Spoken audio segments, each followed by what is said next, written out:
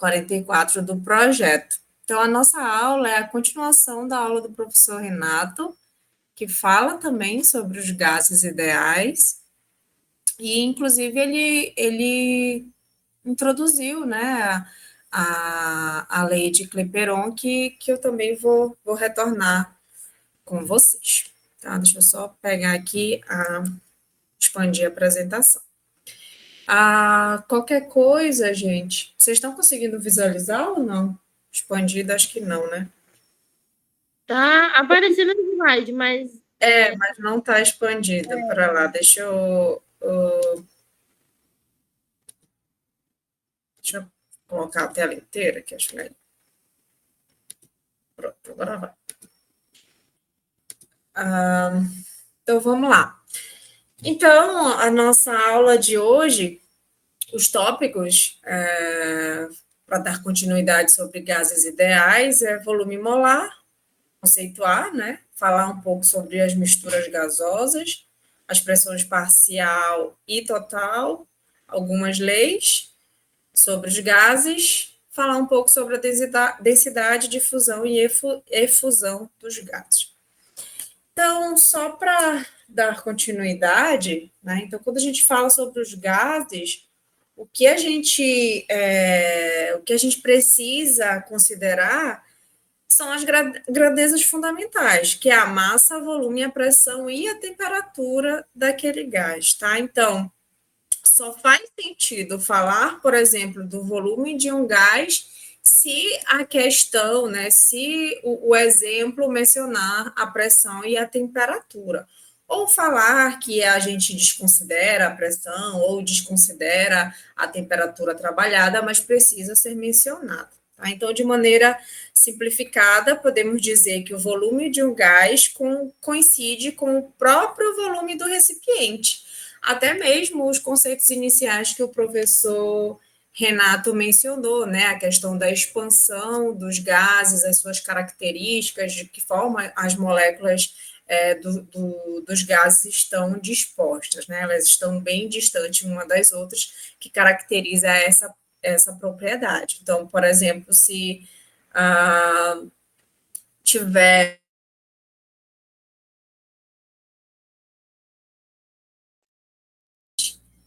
se tu estiver lá no quarto, se as portas também, é claro, estiverem abertas, você vai sentir o odor daquele perfume, né? Justamente por essa propriedade dos gases. E quando a gente fala em termos de volume, a unidade padrão vai ser metro cúbicos, tá?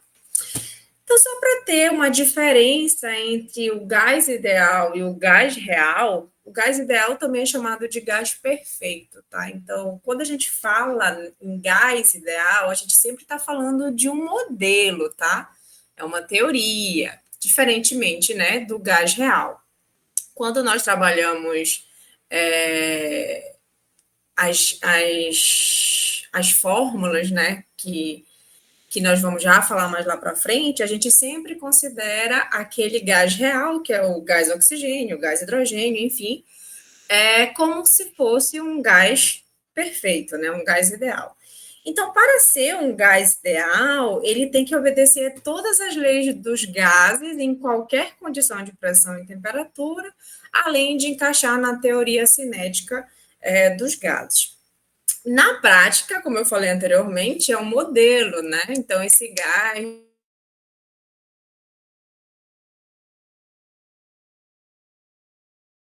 Já o gás real se afasta do comportamento de um gás perfeito, principalmente a pressão muito altas ou a temperatura muito baixas. E o seu comportamento passa a se afastar daquele previsto pela teoria cinética. Eu acredito que o professor Renato mencionou anteriormente na aula, que eu não acompanhei ela toda, tá? Então, o gás real se assemelha mais ao gás perfeito à medida que a pressão diminui e a temperatura aumenta.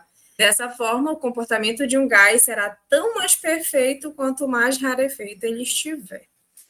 E no primeiro tópico, né, da nossa aula é conceituar o volume molar. O que vem ser um volume molar? É um volume ocupado por 1 mol de qualquer gás. em determinadas condições de pressão e temperatura. Lembra que eu falei anteriormente? A gente sempre tem que considerar a pressão e a temperatura quando nós mencionamos o volume de um determinado gás, até porque ele vai ter influência, como mencionado com o professor anterior, aquela fórmula, né? Aquela fórmula dos gases, que é PVT é igual PVT do gás 1, gás 2, enfim. Então, o volume molar independe da natureza do gás, mas varia com a pressão e a temperatura. E quando a gente considera as pressões e temperatura nas CNTP, o que significa CNTP? As condições normais de pressão e temperatura. E quando a gente trabalha com os gases ideais, a temperatura vai ser de 0 graus Celsius, a pressão vai ser 1 atm, tá? E nessas condições, o volume molar vai ser de 22,4 litros por mol. E para calcular esse volume molar em qualquer outra condição de pressão e temperatura,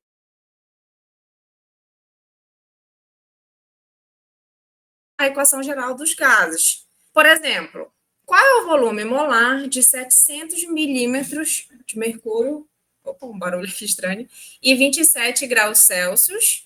Então, a gente aplica essa equação geral dos gases, PVT igual PVT, tá?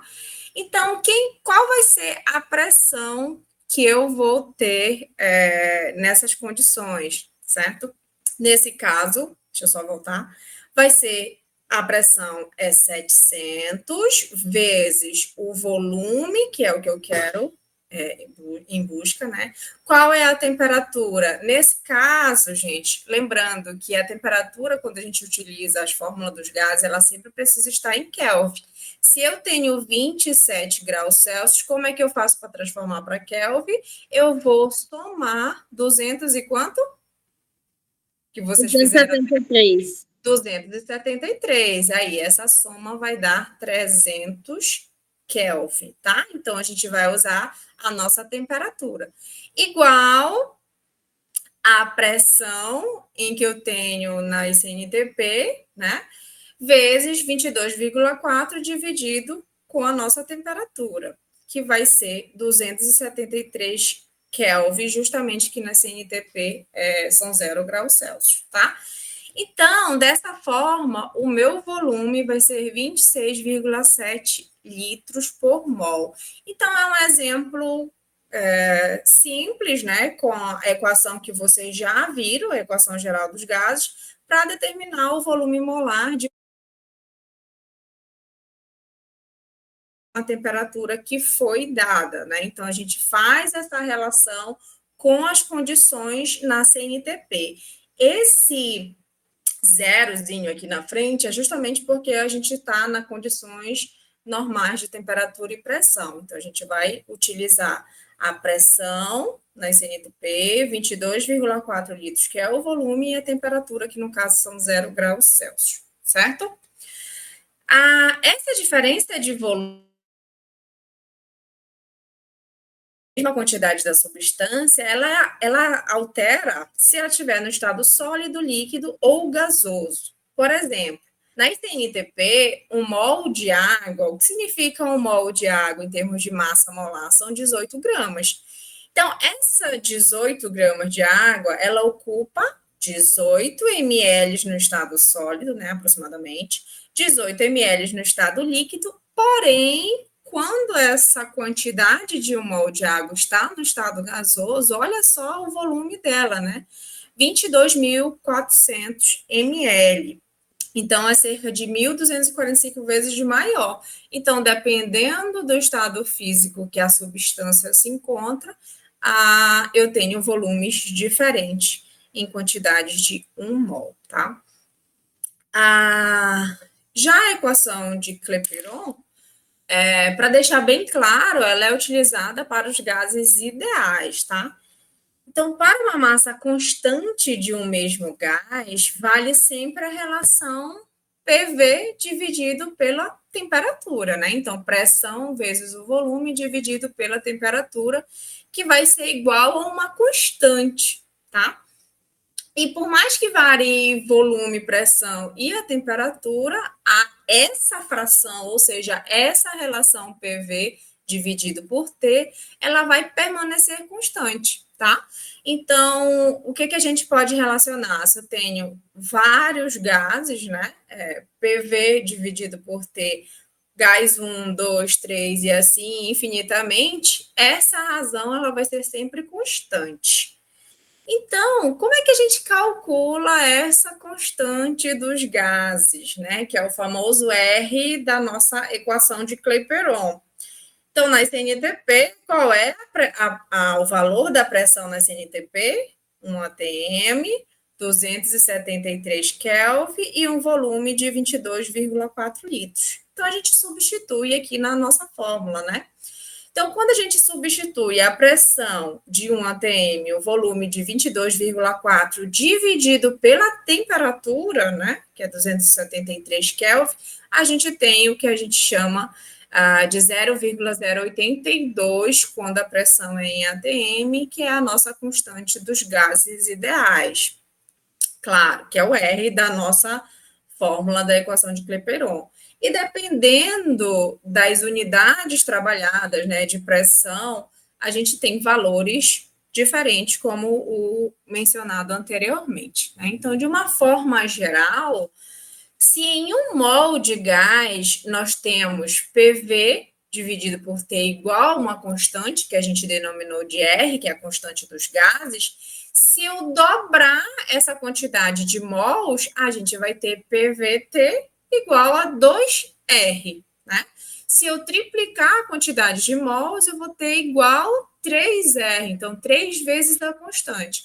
Ou seja, para N mols do gás, eu vou ter N vezes a constante. Tá? Então, assim, de um modo geral, né, essa expressão vai ficar, né, isolando o PV, passando a temperatura para o outro lado, eu vou ter o que a gente chama de equação geral dos gases, PV igual a nRT, tá? Então, ficou claro da onde a gente, da onde parte essa equação, tá? Alguma dúvida até aqui? Não, né? Que a gente está mais que revisando, né? Então, lembrando que o número de mols vai ser a massa dividido pela massa molar, essa equação de Clapeyron, a gente substituindo o valor de N na forma de equação Clapeyron, ela pode também ser representada em massa dividido pela massa molar, tá? Então, justamente um exemplo que vocês fizeram anteriormente, se a questão pedir o número da massa, a gente consegue fazer com essa substituição, né? Justamente porque o número de mols vai ser a massa dividido pela massa molar da minha substância. Então, se eu mudar a unidade da pressão e, por exemplo, for a pressão em vez de ser atm, for Pascal, eu tenho variações dessa minha constante dos gases, né? Que não vai ser mais 0,082, já vai ser 8,31. Mas, dependendo da unidade que a questão pedir, a questão, né, se não tiver pedido a constante dos gases, ela vai informar qual é a constante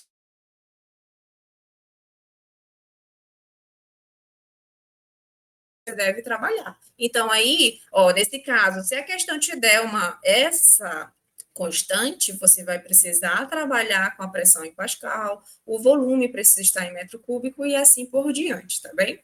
Então, de uma forma resumida, pressão PV, volume, número de mols, constante dos gases, que na maioria das vezes é trabalhado a 0,082 com ATM, e a temperatura, gente, ela sempre vai estar em Kelvin, tá? Então, só para em termos de revisão e para vocês não esquecerem, como é que a gente transforma graus Celsius para Kelvin? Eu vou sempre somar 273, tá? E o contrário, passar de graus Celsius para de Kelvin para graus Celsius, eu vou subtrair 273, tá? E outra questão que vocês não podem esquecer é que o número de mols vai ser sempre a massa dividido pela massa molar. Então, isso vai tirar as dúvidas de vocês em muitas questões trabalhando gases ideais. Então, esse exemplo aqui que a gente vai fazer, né, utilizando a equação de Clapeyron, diz o seguinte: o volume ocupado por 3,2 gramas de gás oxigênio. Gente, 3,2 gramas, que unidade eu tenho? É o quê? É volume? É pressão? É o quê? 3,2 gramas. Volume. Não, gramas é a unidade de Fração. massa, tá? 3,2 gramas é massa. Então, o volume ocupado por 3,2 gramas de gás oxigênio a 0 graus Celsius. 0 graus Celsius vai ser o quê, gente? A minha temperatura. E 1 atm vai ser a minha pressão, tá? O que é a questão da a massa molar do oxigênio, que é 16 gramas por mol, e me dá também a constante do meu gás. O que a questão pede, gente? O volume. Então, preciso ir em busca do meu volume, tá? Então, aqui é uma questão clássica de equação de Clapeyron. Então, a gente usa PV igual a NRT. Tudo bem até aqui? Qual Sim, é o professora. valor da minha pressão mesmo? É quanto? 1 atm. 1 atm. Então, a pressão é 1 vezes o volume que eu quero. Tudo bem? Agora, o número de mols. A questão me deu o número de mols, gente? Sim ou não? Não. Não. O que ele me deu? Deu a massa, tá? Do meu gás e deu a massa molar do oxigênio. Então, lembrando que o número de mols vai ser a massa dividido pela massa molar, tá? Qual foi a massa que a questão me deu? Foi 3,2 dividido pela massa molar do meu gás oxigênio. Vamos lá calcular a massa molar do oxigênio. Vai ser o quê, gente? O oxigênio vale quanto a massa? 16 vezes 2, porque eu tenho 2 oxigênios na minha fórmula. Então, eu vou ter 32 gramas por mol. Então, eu vou adicionar bem aqui embaixo, tá? 32 vezes o meu R, qual foi o R utilizado? 0,082 vezes a temperatura, que ela precisa estar em Kelvin. A temperatura que a questão me deu foi em Kelvin ou graus Celsius? Foi em Kelvin. Não, não, olha aqui, 0 Foi em graus Kelvin. Celsius. E como faz para transformar para Kelvin? Temperatura em Kelvin vai ser a temperatura em graus 273. Celsius mais 273, tá?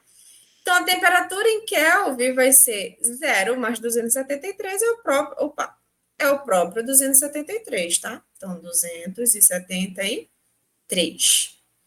Tudo bem até aqui? Então, é só fazer as contas. Todo mundo entendeu como foi que eu armei essa minha equação? Sim ou não? Sim, professora. Tá, então qualquer dúvida é só falar. Então, fazendo essa conta, deixa eu até tirar aqui, apagar, porque eu tenho no slide ela feita, tá? Então,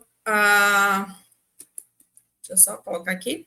Então, isolando o volume, eu posso fazer, gente, os cálculos, vocês podem fazer da forma que vocês acharem que é mais fácil.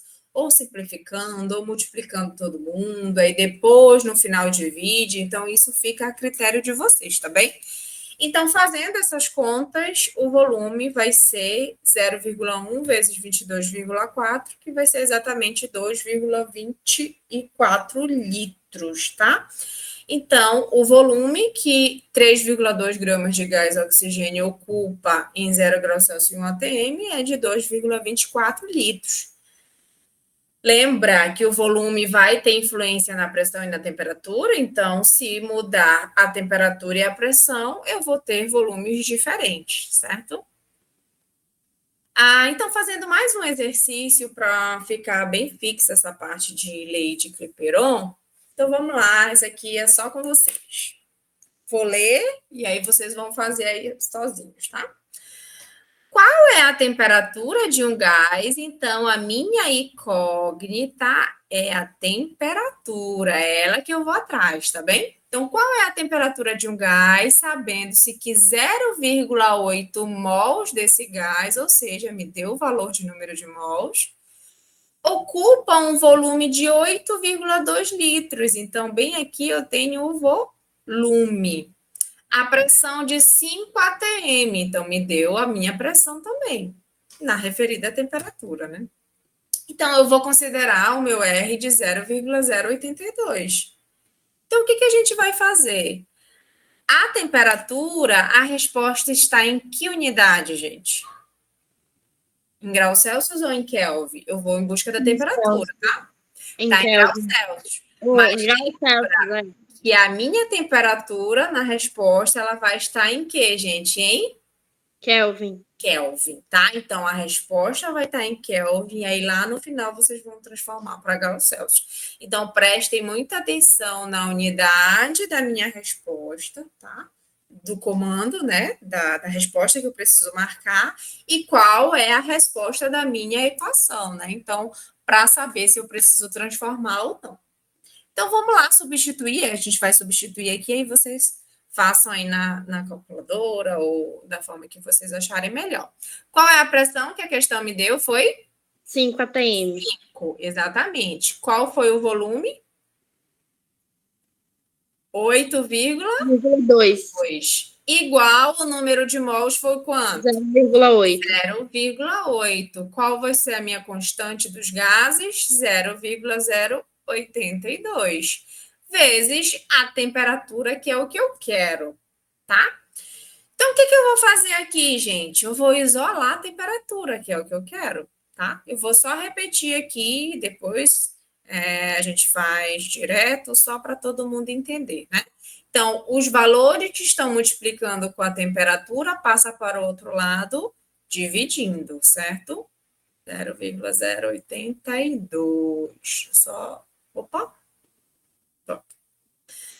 Então, deixa eu voltar aqui. Então, eu tenho exatamente essa estrutura, tá? Aí é como eu falei para vocês: quem quiser simplificar, quem quiser multiplicar todo mundo e depois divide todo mundo, fica a critério, tá? Então, vocês vão fazer o cálculo da forma mais fácil. Façam aí essa conta e me digam a resposta. Na minha conta deu 500 o total. Mas a em Kelvin ou a em graus Celsius? Em graus Celsius. Tem a resposta? Não, O né? meu deu 352 graus Celsius. Tá, então quem falou que deu 500, refaz lá a conta direitinho para verificar onde é que pode estar errando. Deixa eu só apagar aqui e pegar do slide, tá? Para ficar melhor.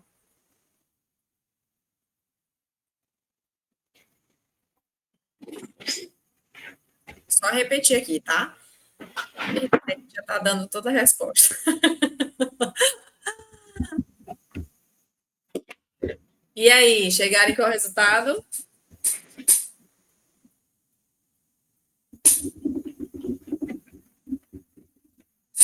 Só avançar aqui, senão a gente vai demorar bastante. A gente tem assunto pra caramba para ver. Aqui no slide eu fiz logo tudo junto, né? 5 vezes 8,2, 41. 0,8 vezes 0,082, 0,0656, né? Então, o número que está multiplicando a temperatura, como eu quero isolar a temperatura, passa para o outro lado, dividindo, que é o que eu tenho aqui o resultado. Então, façam essa divisão e me digam qual é a resposta. A resposta aqui, lembra que ela vai ser em Kelvin. Ela deu quanto?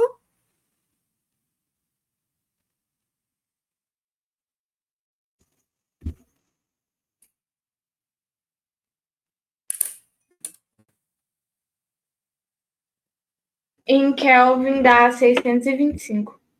Exatamente, né? Mas a resposta está em Kelvin? Não, né? Ela não está em Kelvin, ela tem que estar em graus Celsius. Então, como é que a gente transforma graus Celsius, Kelvin para graus Celsius, né? Então, lembrando que a temperatura em Kelvin é a temperatura em graus Celsius mais 273. Como eu quero graus Celsius, é só subtrair o valor em Kelvin menos 273, que aí eu vou ter a minha temperatura em graus Celsius, que é 352, tá? Então, só para vocês se familiarizarem com questões que a resposta é uma unidade, você precisa transformar em outra, tá? Alguma dúvida aqui nessa equação de Clapeyron? Não, Não. professor. Podemos adiantar, né?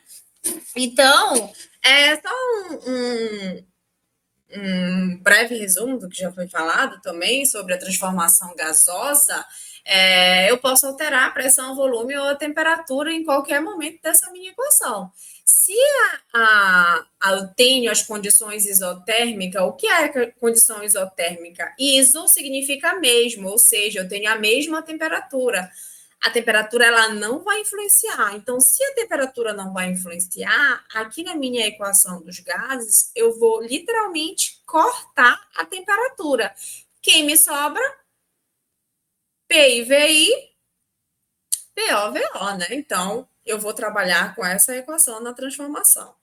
Se a minha relação, a minha equação, né, a minha questão, eu tenho uma equação numa condição isobárica, o que é isobárica? Significa que a condição daquele meu gás está a pressão constante. Se está a pressão constante, a pressão ela é insignificante, é como se fosse 1 no cálculo, né? Então, a gente corta o P aqui da minha equação. Então, quem é que sobra? V, volume dividido pela temperatura, né? E quando eu tenho a minha condição isocórica, o que é isocórica? É a mesma coisa do que isovolumétrica. Se eu tenho o mesmo volume, o volume não varia, então eu vou cortar o volume aqui da minha equação, que vai sobrar apenas a pressão e a temperatura. Então, questões de transformações gasosas, você pode utilizar essas relações. Basta lembrar da equação geral, que é PV, dividido pela temperatura, que aí você consegue fazer qualquer questão dessa transformação gasosa, tá? Corta quem é igual, que permanece constante, e o que sobrar você faz a substituição. Outro tópico que a gente trabalha é a mistura gasosa, né? Então, mistura gasosa, como o tópico mesmo é autoexplicativo, tem uma mistura de gases. Exemplos de mistura de gases no nosso dia a dia, o próprio atmosférico e o gás de cozinha, né? O atmosférico é uma mistura de gases que, em sua composição, eu tenho majoritariamente gases de nitrogênio e oxigênio, tá? Tenho outros gases também, em porcentagens menores. E o gás de cozinha, nós temos o butano e o propano, né? Em sua totalidade. Então, quando eu tenho uma mistura de gases, né, nós podemos imaginar a formação da seguinte forma, como eu tenho nessa imagem. Então, inicialmente, eu tenho o gás 1, gás 2, gás 3, e assim sucessivamente, e eu tenho as suas respectivas pressões, volumes e temperatura. Quando eu misturo esses gases, né, lá na mistura final, né, mistura gasosa final, eu tenho pressão total, volume total e a minha temperatura, né, final.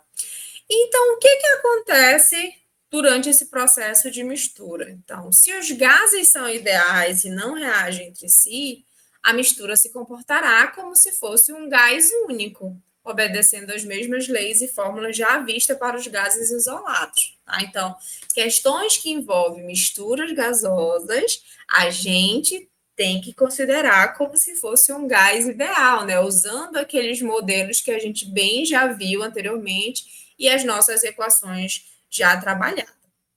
Então, qual é a relação entre os gases iniciais e a mistura final, né? Então, não havendo perda de gases durante a mistura, nós podemos dizer que na mistura final, a quantidade total de mols vai ser a soma da quantidade de mols de todos os gases iniciais. E quando a gente traz para a fórmula, né, matematicamente falando, na mistura final, eu vou ter nada mais do que uma somatória de número de mols. Número de mols do gás 1, do gás 2 e assim sucessivamente. Lembrando que para gases ideais eu tenho PV igual a nRT e isolando o número de mols, eu vou ter PV dividido por RT, certo? E na soma dessas expressões, teremos para uma mistura final, PV é igual O N vai ser a somatória dos números de mols da minha mistura. Deu para entender aqui nessa relação? Então, quando a gente fala em termos de mistura, a gente tem que considerar todos os números de mols de todos os gases, né? Então, eu preciso somar todos eles, tá bem? Então, o PV dividido por T vai ser igual à somatória de todos os PV dividido por T, tá? Então, eu somo todas essas relações. PVT do gás 1, PVT do gás 2 e assim sucessivamente, dependendo de quantos gases eu tenho na minha mistura, tá? Então, PVT, que é o meu total, a minha relação total, ela vai ser igual ao PVT de todos os meus gases. Eu somo todas essas relações. Um exemplo aqui, né, tentando ficar mais dinâmico possível.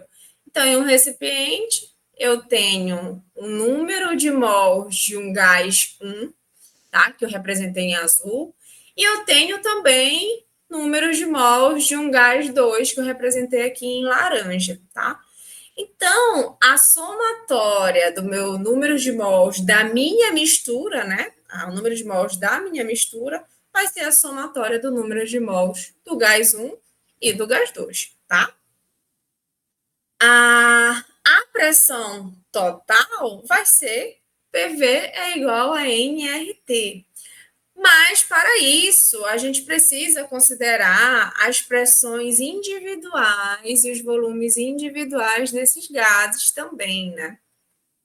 Então, se eu retirar, por exemplo, todo o gás 2, né, que é o laranja, e fica apenas o gás 1, que é representado em azul, apenas o gás 1 no meu sistema, a gente diz que a gente vai ter a atuação apenas dessa pressão desse gás, né? Então, a pressão desse gás, né, do PV-nRT, vai ser apenas desse gás sozinho, tá? A pressão apenas do gás 1.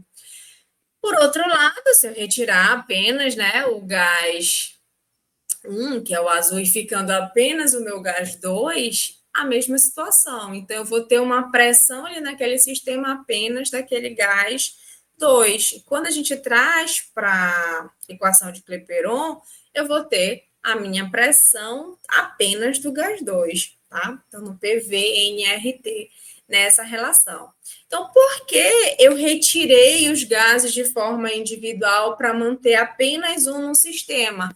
Que é para a gente chegar no conceito de pressão parcial, né? O que vem ser a pressão parcial? Então, o que a gente pode observar? Gente, a pressão total a gente representa pelo P maiúsculo, tá? Pressão total do meu sistema. Vou colocar aqui, ó, pressão total. E o P minúsculo, como é que eu posso representar um P minúsculo para vocês aqui? Um P minúsculo vai ser a minha pressão parcial. Só para a gente entender o que significa a pressão parcial daquele gás, gente.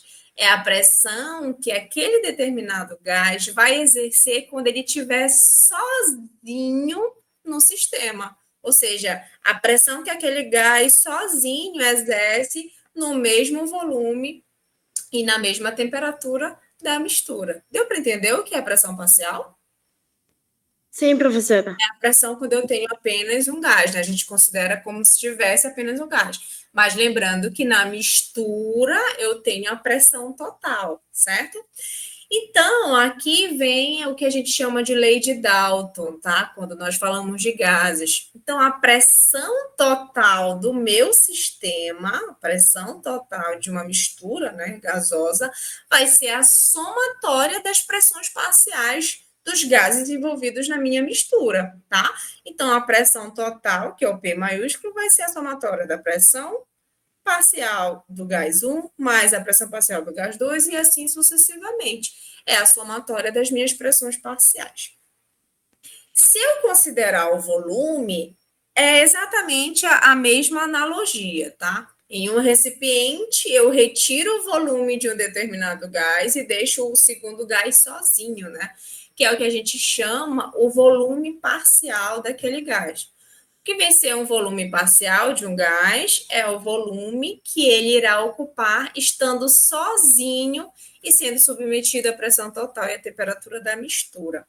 E aqui vem o que a gente chama de lei de Amagat, né? Então, o que vem ser essa lei de Amagat? Diferente de lei de Dalton, que a pressão total é a somatória das pressões parciais, a lei de Amagat vai estar relacionada ao volume total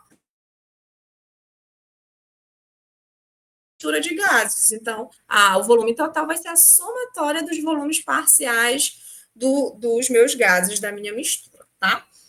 E um outro conceito que vocês também vão trabalhar é a fração molar, que ela é representada por X, que vem ser a fração molar de um gás, vai ser o quociente, ou seja, a divisão entre uma quantidade de mols e a quantidade total de mols da mistura, tá?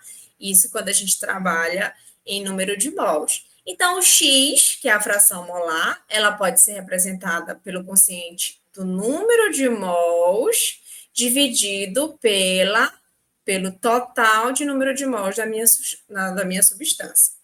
Se eu trabalhar em termos de pressão, a fração molar ela pode ser representada pela pressão parcial do meu gás dividido pela pressão total da minha mistura gasosa. Em termos de volume, volume parcial dividido pelo volume total. E aí, gente, quando eu tenho essa relação, por exemplo, eu posso achar a pressão, deixa eu até colocar aqui, a pressão parcial do meu sistema, né? Quando eu isolo a pressão parcial, eu vou ter nada mais do que a minha fração molar vezes a minha pressão total. A mesma coisa com volume. Volume parcial vai ser a minha fração molar vezes o volume total, certo? E para número de mols da minha substância vai ser a fração molar vezes a somatória do número de mols do meu sistema. Então, eu posso fazer essa relação nas questões conforme a minha necessidade. Tudo bem até aqui?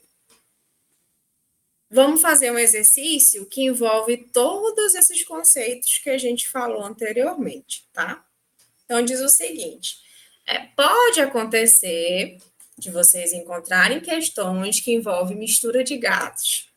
Ou vai trazer uma imagem semelhante a essa aqui do slide, em que eu tenho 2 balões com gases e uma válvula que divide eles, né? E fazer as mais variadas perguntas. Por exemplo, qual é a pressão total do meu sistema, né? Quais são as frações molares desses gases, né, dos 2 gases? Quais são as pressões parciais desses gases? Ou seja, qual é a pressão que o gás A submete no sistema? Qual é a pressão que o gás B submete ao sistema? Deu para entender, gente? Sim ou não? Sim. Tá, então, aqui traz a imagem, né, do sisteminha, fica mais fácil para visualizar. Tem questão que não traz e traz apenas o texto.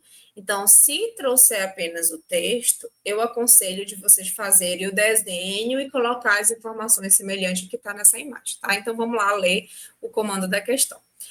Dos recipientes A e B, né? Olha aqui o recipiente A e o recipiente B, contém, respectivamente, O2 no recipiente A e N2 no recipiente B, ou seja, gás oxigênio e gás nitrogênio, a 25 graus Celsius.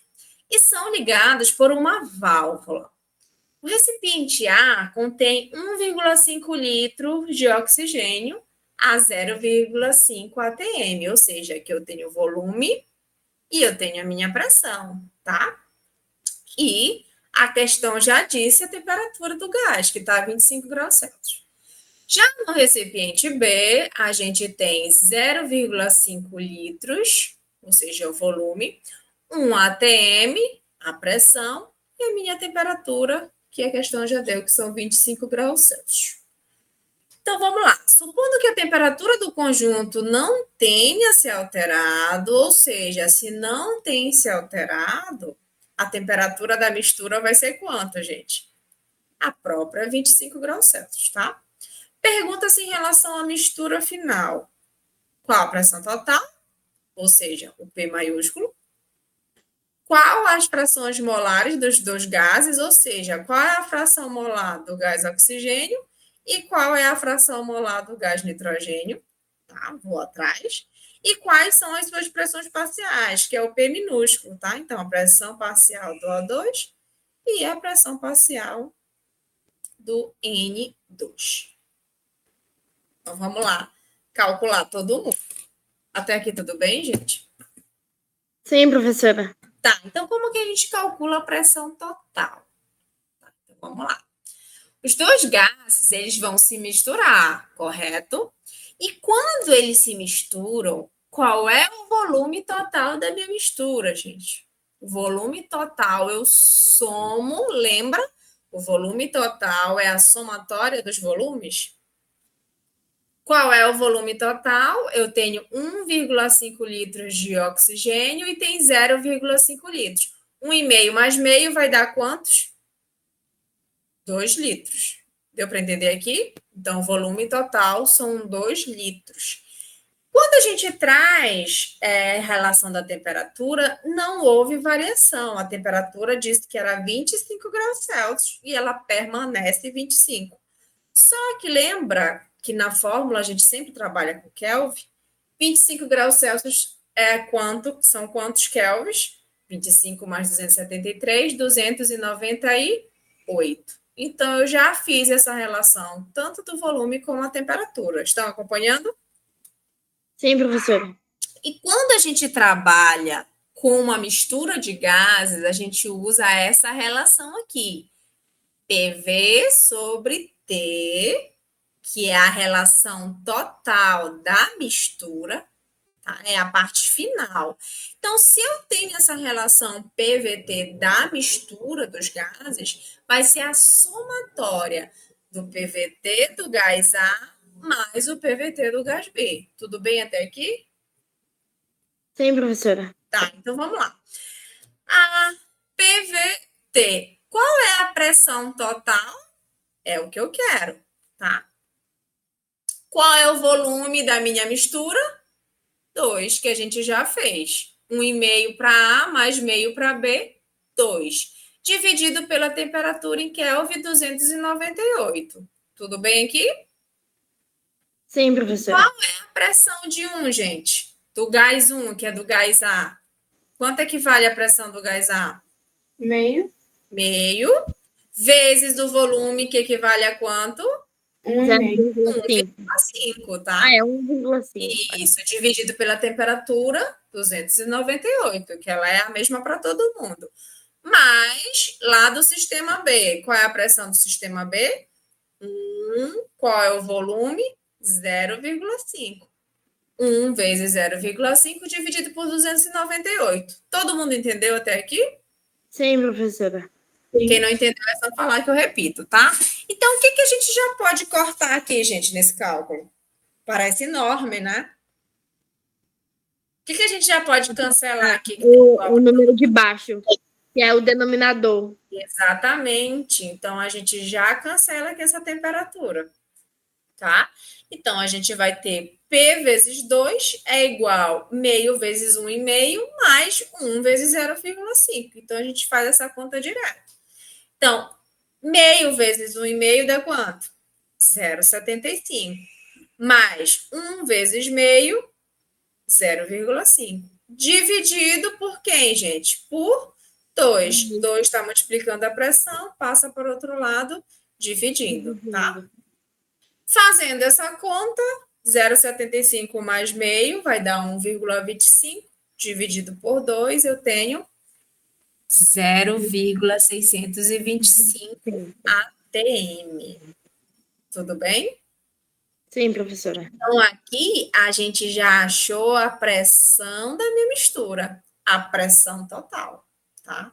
Então, a pressão total, quando eu tenho a mistura do gás A com o gás B, é de 0,625 atm, tá? Então, a gente já respondeu a letra A. Na letra B, pede as frações molares dos dois gases, tá? Então, ou seja, o X para A e o X para B, tá? O X para o oxigênio e para o nitrogênio. Então, a gente vai utilizar aqui essas fórmulas, tá? O número em relação ao número de mols para cada gás. Então, para o oxigênio e para o nitrogênio, a gente vai utilizar a fórmula do PV-NRT, tá? Então, a gente quer o número de mols, a gente quer o N. A gente quer o NA e o N de B, número de mols de A e o número de mols de B. Substituindo a pressão, que é de 0,5 vezes volume de 1,5, né? Os valores que a gente já conhece, isolando o número de mols, tá? Isolando aqui na fórmula, eu tenho o número de mol de 0,0307 mol, tá? Fazendo a mesma coisa para o gás B, a pressão é 1 vezes o volume meio, igual ao número de mols de B vezes a constante dos gases vezes a temperatura, que é 298. O NB vai ser 0,0205. Estão acompanhando aqui? Sim. Sim, professor. Tá. Então, observa que aqui na equação a gente achou o N, tá? Agora a gente vai achar a somatória do número de mols, ou seja, a somatória da mistura. Então, a somatória da minha mistura, do número de mols da minha mistura, eu somo o número de mols de A mais o número de mols de B. Fazendo essa somatória, eu vou ter 0,0307 mais 0,0205, que minha somatória vai ser 0,0512. Então, eu já achei as minhas duas incógnitas, vamos dizer assim. Dessa forma, a gente já consegue achar a fração molar, tá? Então, a fração molar para o oxigênio, qual é o número de mols do oxigênio? 0,0307. Dividido pela somatória do número de mols da minha mistura, que é 0,0512, eu vou ter um valor de 0,5996, tá?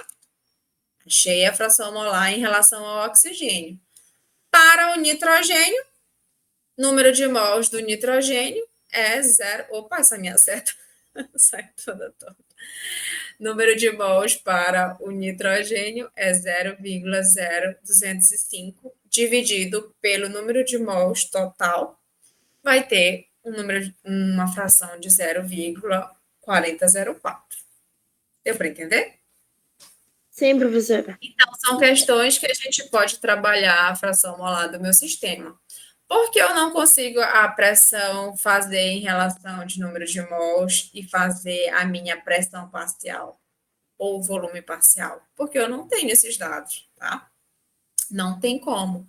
Mas eu tenho como fazer pelo número de mols. Se tivesse fornecido o número da pressão parcial, deixa eu só botar aqui para carregar o computador, do meu sistema, a gente conseguiria fazer o cálculo da fração molar a partir da pressão parcial ou volume parcial, como mencionado anteriormente. E, por fim, letra C, né, para a gente finalizar, a pressão parcial desse meu gás, ou seja, qual é a pressão do gás A se ele estivesse sozinho na mistura, né? E qual a pressão de B se ele estivesse sozinho também, né? Então, como é que a gente faz? Utilizando a equação anterior. Olha aqui. A fração molar não é o quociente da pressão parcial dividido pela pressão total? Então, a gente isola a pressão parcial aqui. Então, a pressão parcial do oxigênio e a pressão parcial do nitrogênio, que é B. Qual é a fração molar do oxigênio? Deixa eu só voltar aqui. 0,5996, vezes a minha pressão total, que foi a resposta lá da letra A, 0,625. Fazendo essa multiplicação, a minha pressão parcial para o oxigênio é de 0,375 atm. Então, é essa pressão que o oxigênio exerceria se ele estivesse sozinho no sistema.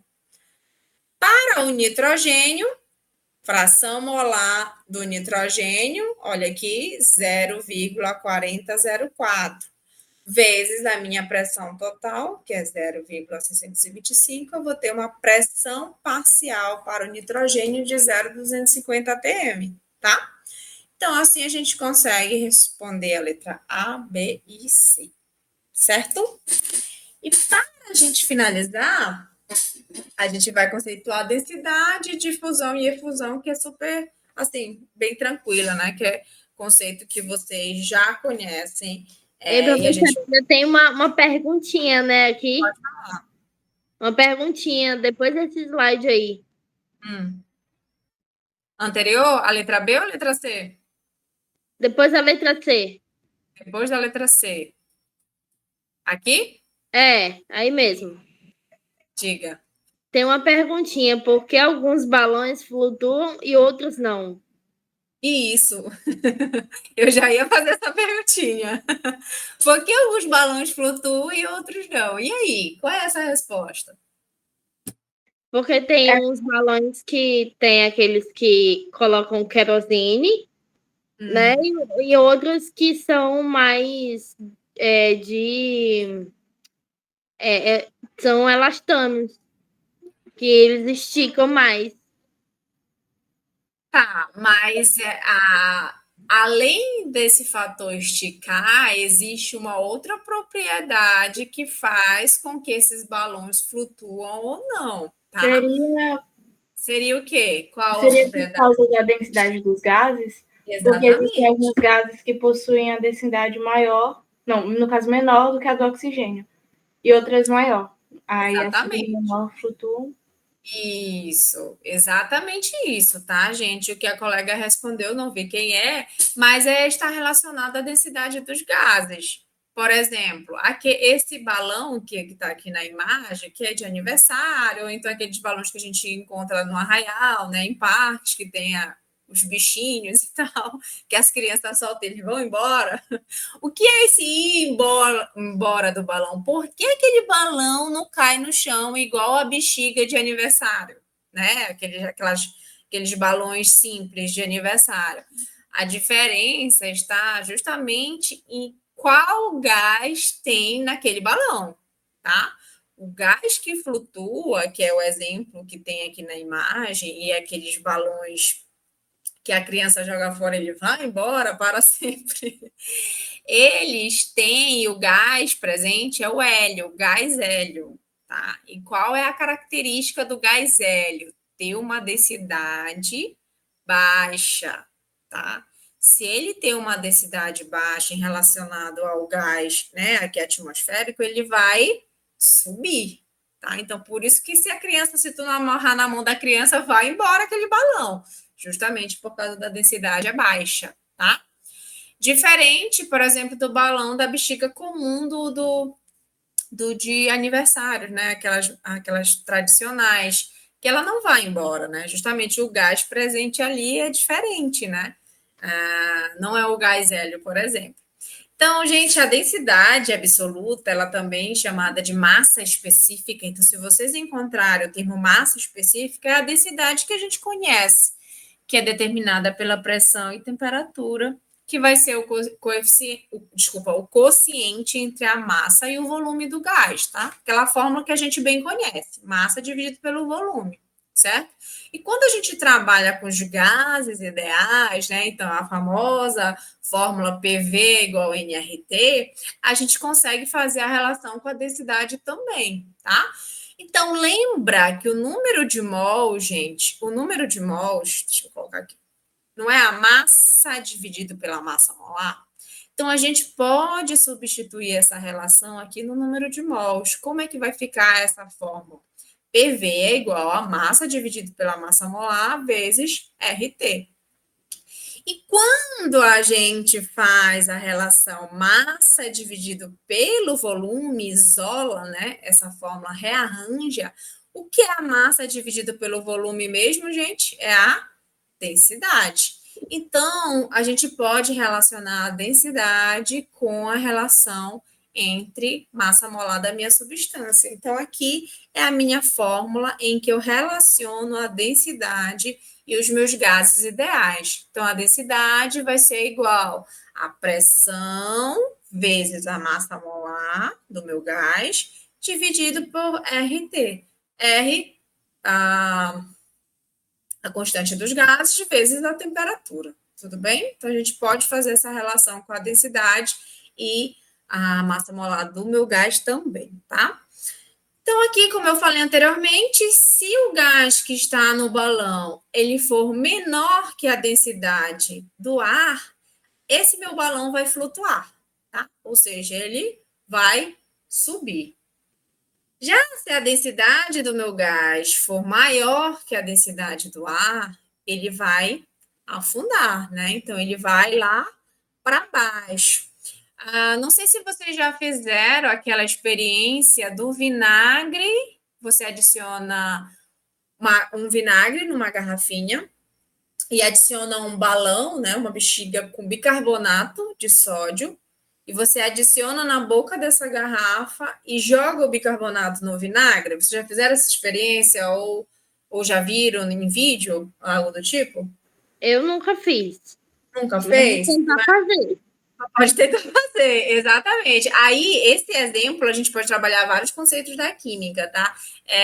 Cinética química, liberação de gases, né? Evidências que houve uma reação química, enfim, a gente pode trabalhar vários conceitos, inclusive a densidade do gás que é liberado. Então, o bicarbonato de sódio em contato com ácido, ele tem uma reação química que há o desprendimento de gás, que nesse caso vai ser o CO2, tá? Então, a bexiga, ela vai inflar, né? Ela vai inflar. Então, se você pegar esse balão, amarrar a boca dele e fechar, né? Ou seja, aquele gás liberado, que é o CO2, ficar retido naquele balão, e se você jogar ele, você vai observar que ele afunda, ou seja, ele cai muito mais rápido do que se tivesse, por exemplo, o ar que você expele, né, no caso. Então, não é absurdamente, não afunda absurdamente, não. Mas você observa que ele afunda mais rápido, justamente por essa diferença na densidade do gás, tá? Então, para finalizar, o conceito de difusão, lá no início da aula, eu acabei falando um pouco do conceito da difusão com perfume, né? Aqui tem exemplo de 2 balões em que eu contenho NO2, que é um gás que tem cor, e no balão do lado que contém o ar atmosférico, que é incolor, né? Então, o que acontece, gente, quando eu abro essa válvula e os gases se misturam? O que acontece com a coloração desses 2 balões? Uma difusão? Ocorre uma difusão, né? O que a gente pode observar? Que os balões eles vão ficar com única cor, né? Então, o que observa? Que essas partículas ocorre uma difusão, que é justamente uma das propriedades dos gases, que a difusão é o movimento espontâneo de um gás através de outro, tá? Inclusive, eu tenho até aqui uma animação, que não sei se vocês conhecem esse link que é de algumas animações. Então, eu tenho 2 gases, o azul e o vermelho, e aí, quando eu abro esse divisor, então, observa que ele as moléculas dos gases vai se difundindo em toda a região do recipiente, tá? Então, é um exemplo de difusão. E, por fim, o que vem ser a efusão? A efusão já vai ser o estudo do vazamento dos gases através de pequenos orifícios ou de paredes porosas. Então, é pouco falado, mas se tiver esse termo de efusão, vocês já vão saber o que significa, tá? Existe uma relação dos volumes e as densidades dos gases, né? E a gente pode trabalhar também substituindo as densidades e a gente fazer essa relação de volume e massa molar. Então, já vai utilizar essas 2 fórmulas que eu mostrei aqui para vocês. Então, essa última fórmula matemática mostra que os gases se difundem mais rapidamente, são os gases de menor massa molar, ou seja, aqueles de menor densidade. Por isso, vamos dizer assim, dar um exemplo, que esses balões que contêm hélio, né? Se você comprar um balão e deixar ali por um tempo, o que você vai observar? Que ele vai murchar, né? E fica murcho. Por quê? Porque o gás dele ele vai escapar, né, facilmente pelos poros daquela borracha, daquele material, justamente porque ele se difunde, né, mais rapidamente no meu material, né? Tem maior poder, vamos dizer assim, de efusão, certo? E nós temos o exercício desafio que eu deixei lá no material para vocês. É bem simples, que envolve a mistura de 3 gases e pede os volumes parciais desses gases. Só para relembrar que os volumes parciais são os volumes que aquele gás exerceria se ele estivesse sozinho no meu sistema, tá? Que é a lei de Amagat. Aqui a gente tem um mapa mental do estudo dos gases, né? Lá o material em PDF tem essa imagem que está todinha essa relação das transformações gasosas, das equações gerais, a relação da densidade e tudo mais, tá? Aqui tinha outro exemplo, mas a gente vai encerrar por aqui.